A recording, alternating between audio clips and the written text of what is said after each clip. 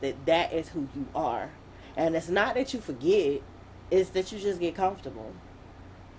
In my case, what that means is I know daggone weather all the way back in October. I know that I was doing my thing and I was doing what I was supposed to be doing in October.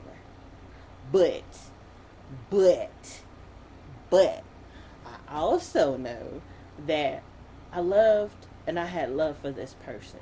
You know, this person had stepped to me during not necessarily a vulnerable time. It was a vulnerable time, but it wasn't necessarily a vulnerable time. It was a time where I was leaving out of something and the book was being closed on something. And I finally had closure about something on the same day that this something that I and this person was creating or about to create happened all at the same time, all on the same day. That's what happened. And in the midst of that happening, um, this person stepped to me like a man. So I felt at the time, and I was giving this person a fair shot.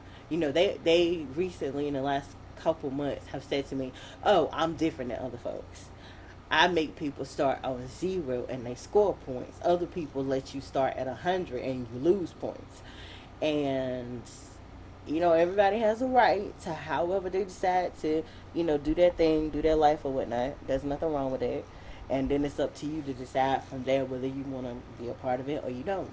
Well, my thing is, I know, and I've learned it through my mom. I've learned it through us living together, and her and I one on one. But I also learned vicariously through her life when I stayed single for most of my life. Um, and like I said, living vicariously through hers, I know that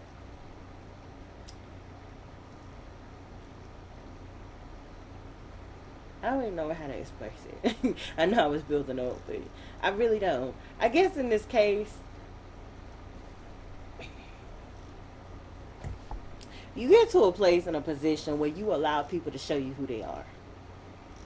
Once a person shows you who they are, you have one or two choices. You can accept that person where they are and as who they are, especially if what and who they are, if it's vibrationally compatible to you.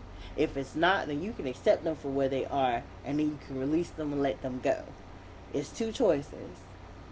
And if you call, or rather, I'm sorry, you couldn't have called it.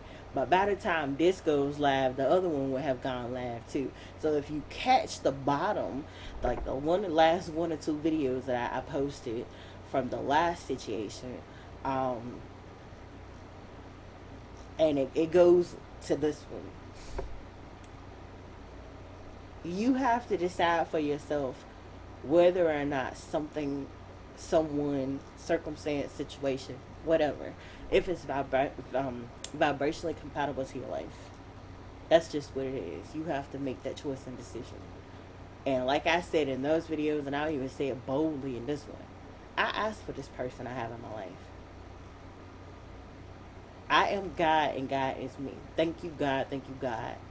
Thank you, God and me. Thank you, God. Thank you, God and me. And this is definitely not blasphemy in any capacity. I didn't think I was going to say it here at all, but it's part of the tea. I opened up to family before I came here to this, like a couple weeks ago. And, but all of it goes together. I don't exist in time.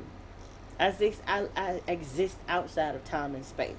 Yeah, I get up and go to the doctor's office one time, just like everybody else.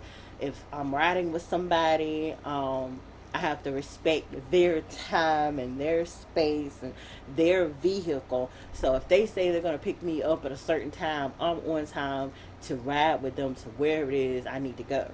But outside of something having to do with someone else and someone else's reality that is not under my control, but it has the ability to be under my control.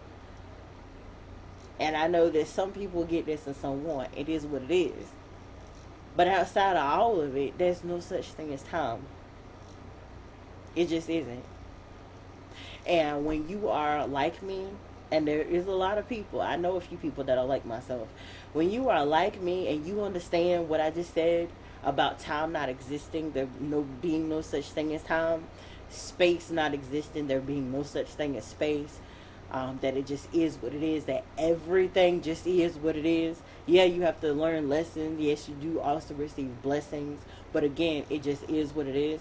When you get to that space and then you get into a relationship, or you have friends, or you have family, whether they are vibrationally compatible to everything that you know or not, sometimes it feels comfortable just being where you are. And sometimes it's okay. Divine will even give you that. They will give you your ascended master, your archangels, guardian angels, and spirit guides will give you that time. If there's nothing that has to know, I didn't say it can't, has to. There's a difference between something having to and something that is just a cherry on top. I could go and keep ascending and keep changing and keep getting better and better and keep getting greater and greater and stay on that frequency of doing that. The only thing about that though, if that's all I did, which I have done it, the whole entire year of 2020, that's all I did. The year of 2021, it got shaken up a little bit. That's all.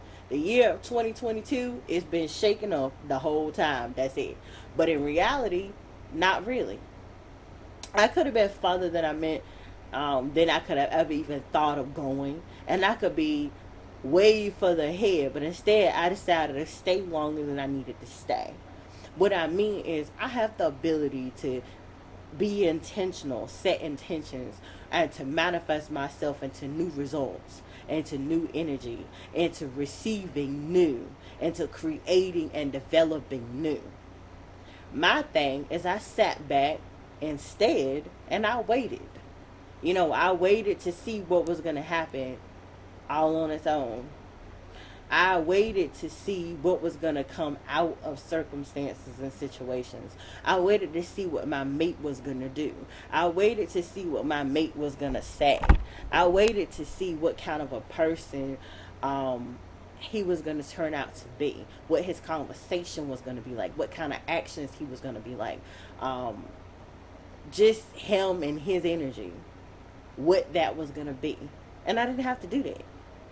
And I did it at the own risk of not necessarily what I forgot about, but what I wasn't thinking about, what I wasn't allowing to be a part of my experience. Of course, it's going to be a part of your experience, especially if it's supposed to. It's going to be a part of your experience anyway, whether you want it to and desire for it to or not.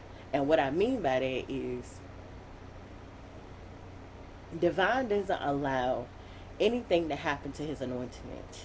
He doesn't allow anything, or she, both, however you resonate, it's not going to allow anything low vibrational to happen to you. Not going to let you be used, not going to let you be abused, not going to allow anybody to do you wrong, none of those things.